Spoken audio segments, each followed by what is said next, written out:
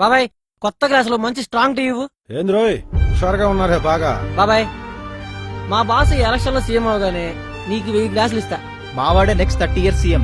బాబాయ్ నిన్న మావాడు అడిగాడు చూడు, ప్రశ్నల మీద ప్రశ్నలు, నా లడ్డూలోది ఒక్కడి దగ్గర సమాధానం లేదు.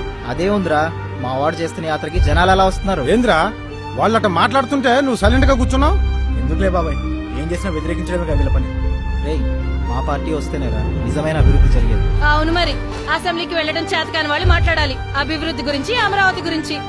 అదిగో 3.5 సంవత్సరాల నుంచి ఇది వేస్తూనే ఉన్నారు. మన సమస్యల గురించి మాట్లాడమని వాళ్ళని అసెంబ్లీకి పంపితే అక్కడికి వెళ్లకుండా వాళ్ళేంట్రా మన దగ్గరికి వచ్చి వాళ్ళ సమస్యలు చెప్పుకుంటున్నారు. నోట్లో 4 లేని వాడి మీద ఏంట్రా ఇందాక నుంచి తెగబడిపోతున్నారు. ఇంతకు ముందు మీరు తాగిన టీలకి ఏనాడైనా సరిగ్గా డబ్బులు ఇచ్చారా? లేదే. కనీసం అప్పు పెట్టే ధైర్యం ఉందా? అది లేదే. ఇప్పుడు ఇవన్నీ ఎక్కడి నుంచి వచ్చాయి?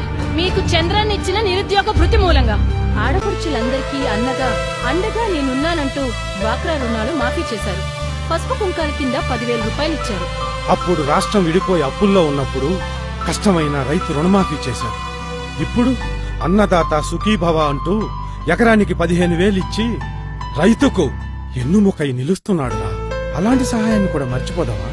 ఇప్పటికైనా వినండ్రా. వాళ్ళకి ఎంత చెప్పినా అర్థం కాదు. ఆర్థిక ఇబ్బందుల్లో ఉన్న రాష్ట్రంలో ఇన్ని ప్రాజెక్టులు, సంక్షేమ పథకాలు సక్రమంగా జరగాలంటే సమర్థవంతుడైన నాయకుడు కావాలి. చంద్రబాబే మళ్లీ రావాలి. నువ్వు చెప్పింది కరెక్టే బాబాయ్, నువ్వు చెప్పినట్టే వింటాం పిన్ని. మా తప్పును సరిదిద్దుకుంటాం.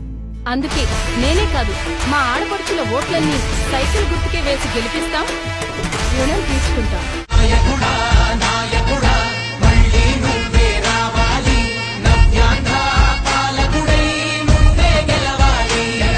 సైకిల్ గుర్తుకే మన ఓటు. చంద్రబాబుని మళ్లీ గెలిపిద్దాం.